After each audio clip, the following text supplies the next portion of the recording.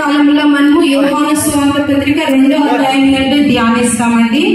ಈ ಉದಯ ಕಾಲದಲ್ಲಿ ಯೋಹಾನನ ಬರೆದ ಸುವಾರ್ತೆ 2ನೇ ಅಧ್ಯಾಯದಿಂದ ನಾವು ಧ್ಯಾನ ಮಾಡೋಣ. This message is about the first miracle of Jesus Christ at the wedding at Cana. ఇది యేసుక్రీస్తు వారు కానా వివాహంలో చేసి ఉన్న మొదటి అద్భుత కార్యము. ಇದು ಯೇಸು ಸ್ವಾಮಿ ಅವರು ಕಾನಾ ಮದುವೆಯಲ್ಲಿ ಮಾಡಿದ ಮೊದಲನೇ ಅದ್ಭುತ ಕಾರ್ಯ. We all know that at any wedding there are lot of needs and lot of works.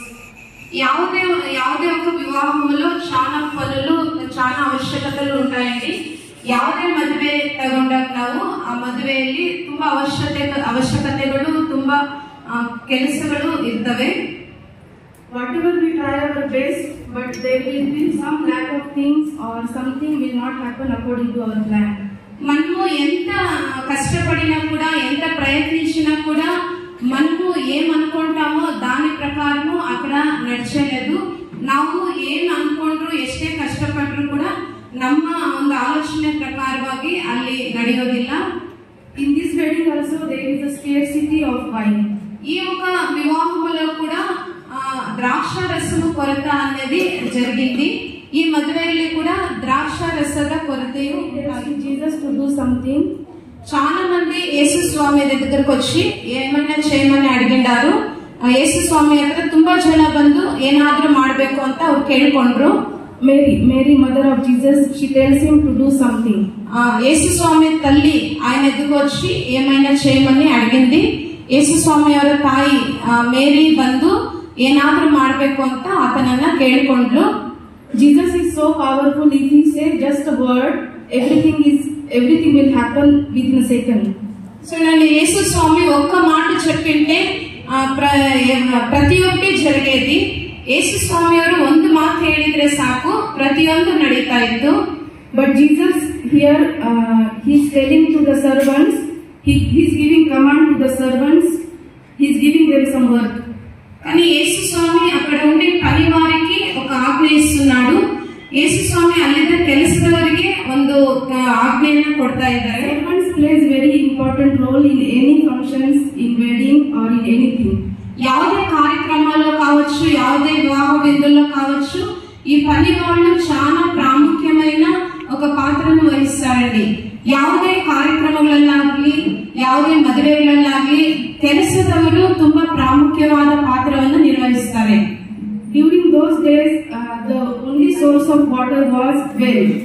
ఆ దినాల్లో నీళ్లు అనేది బావిల నుండి మాత్రమే దొరికేవి. ఆ దినಗಳಲ್ಲಿ నీరు బావిಗಳಿಂದ ಮಾತ್ರನೇ ಸಿಗ್ತಾ ಇತ್ತು. There were no taps, motor, borewell, sump or water tanks.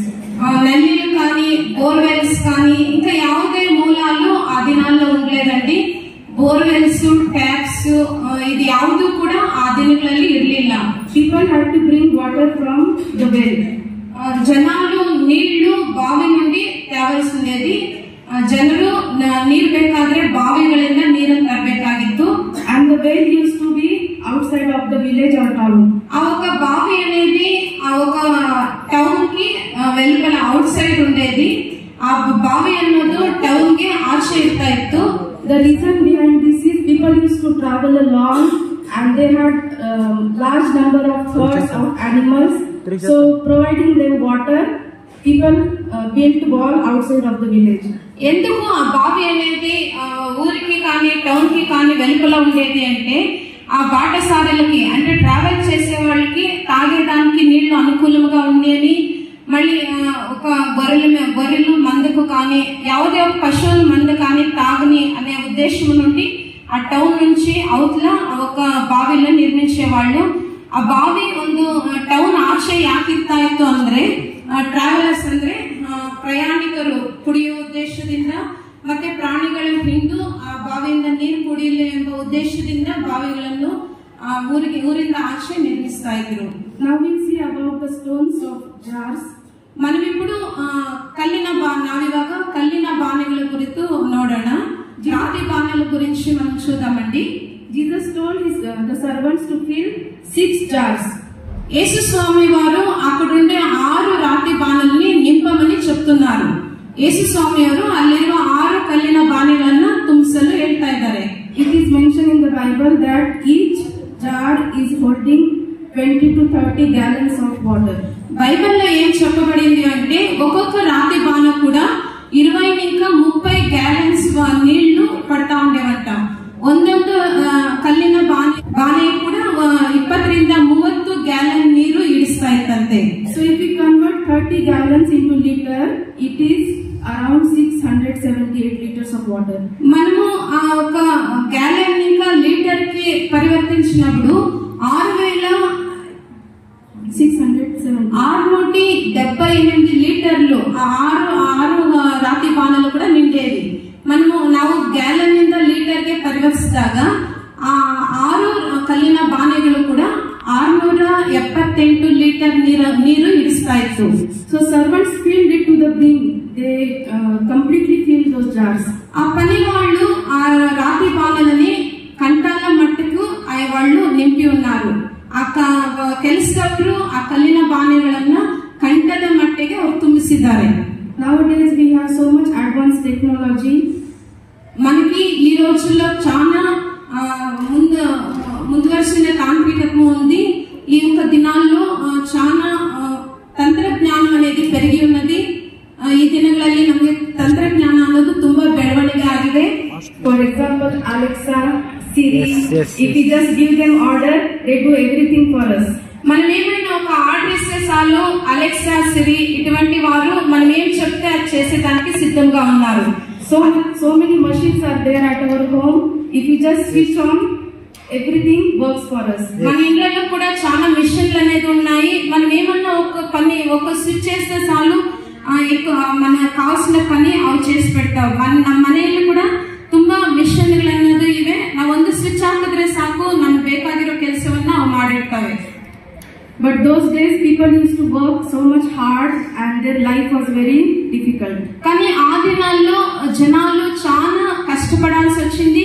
వాళ్ళ జీవనము కూడా చాలా ಕಷ್ಟಕರముగా ఉండేది. ಆ ದಿನಗಳಲ್ಲಿ ಜನರು ತುಂಬಾ ಕಷ್ಟ ಪಡಬೇಕಾಗಿತ್ತು. ಅವರ ಜೀವನ ಕೂಡ ತುಂಬಾ ಕಷ್ಟಕರವಾಗಿತ್ತು. These servants also, they obeyed Jesus, they did hard work and they fulfilled their responsibility. ఈ పనివాళ్ళు చూస్తే వాళ్ళు యేసు స్వామి ఏం చెప్పి ఉన్నారో అది చేసి ఉన్నారు. వాళ్ళ ಜವಾಬ್ದಾರಿ ಏನುನ್ನದೋ ಅದು ನಿರ್ವಹಿಸಿ ಉన్నారు. ಈ ಕೆಲಸದವರು ಯೇಸು ಸ್ವಾಮಿ ಏನ್ ಹೇಳಿದ್ದಾರೋ ಅದನ್ನ ಮಾಡಿದ್ರು. ಅವರ ಕರ್ತವ್ಯವನ್ನ ಅವರು ನಿರ್ವಹಿಸ್ತಾರೆ. That's why they are called unsung heroes. అందుకే వాళ్ళ అన్సంగ్ హీరోస్ అంటే వాళ్ళ జవాబారిని వాళ్ళకు ఒప్పగించిన పనిని వాళ్ళు చేసి ఉన్నారు. కానీ అది ಗುರುತಿಸಬಡలేదు. ఇక్కడ ಇಲ್ಲಿ ನೋಡೋದಾದ್ರೆ ಅವ್ರು ಕೊಟ್ಟಿರೋ ಒಂದು ಜವಾಬ್ದಾರಿಯನ್ನು ಅವ್ರು ನಿರ್ವಹಿಸ್ತಾರೆ. ಅವ್ರು ಹೇಳಿದ ಕೆಲಸವನ್ನು ಅವ್ರು ಮಾಡಿದ್ದಾರೆ. ಆದ್ರೆ ಅದು ಬೆಳಕಿಗೆ ಬಂದಿಲ್ಲ. In this passage, the servants' names are not mentioned, but whatever work they have done, it is very important work. కానీ ఈ ఒక ప్యాసేజ్ లో మనం చూసినప్పుడు ఆ పని వాళ్ళు ఏం చేస్తున్నారు అనేది రాయబడి లేదు. కానీ యేసు స్వామి చేసిన మొదటి అద్భుత కార్యంలో వాళ్ళు చాలా ಪ್ರಾಮುಖ್ಯమైన ಪಾತ್ರವನ್ನು ನಿರ್ವಹಿಸುತ್ತಾರೆ. ಈ ಒಂದು ಪ್ಯಾರಾಗ್ರಾಫ್ ಅನ್ನು ನಾವು ನೋಡೋದಾದ್ರೆ ಆ ಕೆಲಸದವರ ಬಗ್ಗೆ ಹೆಚ್ಚಾಗಿ ಬರೆದಿಲ್ಲ. ಆದ್ರೆ ಯೇಸು ಸ್ವಾಮಿ ಮಾಡಿದ ಮೊದಲನೇ ಅದ್ಭುತ ಕಾರ್ಯದಲ್ಲಿ ಅವರು ತುಂಬಾ ಪ್ರಾಮುಖ್ಯವಾದ ಪಾತ್ರವನ್ನು ನಿರ್ವಹಿಸಿದ್ದಾರೆ. If we read the verse 10, it says the wine was best than previous one. మనము 2వ అధ్యాయం 10వ వచనం చూసినప్పుడు ఆ ఒక ద్రాక్ష రసము చాలా రుచికరముగా ఉండింది. ನಾವು 2ನೇ ಅಧ್ಯಾಯ 10ನೇ ವಚನದಲ್ಲಿ ನೋಡಿದಾಗ ಆ ದ್ರಾಕ್ಷ ರಸ ತುಂಬಾ ರುಚಿಕರವಾಗಿತ್ತು ಎಂದು ಬರೆಯಲ್ಪಟ್ಟಿದೆ. This is the result of their hard work and their obedience to God. వాళ్ళ యొక్క శ్రమ దేవుడు చెప్పిన మాటకి విధేయత చూపడమే ఈ ఒక అద్భుత కార్యానికి ఒక కారణముగా ఉంటుంది. ಅವರು ಪಟ್ಟ ಶ್ರಮ ದೇವರ ಮಾತಿಗೆ ವಿಧೇಯತೆ ತೋರಿಸಿರೋದು ಯೇಸು ಸ್ವಾಮಿ ಮಾಡಿದ ಒಂದು ಅದ್ಭುತ ಕಾರ್ಯಕ್ಕೆ ಒಂದು ಕಾರಣವಾಗಿದೆ. Jesus used them for the best result. ఒక మంచి పని కొరకు యేసు స్వామి ఆ పనులని వాడుకొని ఉన్నారు. ಒಂದು ಒಳ್ಳೆ ಕೆಲಸಕ್ಕಾಗಿ యేసు ಸ್ವಾಮಿ ಅವರು ಕೆಲಸದವರನ್ನ ಉಪಯೋಗಿಸಿಕೊಂಡಿದ್ದಾರೆ. I want to close by asking one question. What is our role in our churches, in our workplaces or in our families? How do we fulfill our responsibilities? నేను ఒక ప్రశ్న అడుగుతున్నాను. మీ యొక్క సంఘాల్లో కావచ్చు, కుటుంబాల్లో కావచ్చు, మీ యొక్క పాత్ర ఏమై ఉన్నది? ನಾನು ಈ ಸಮಯದಲ್ಲಿ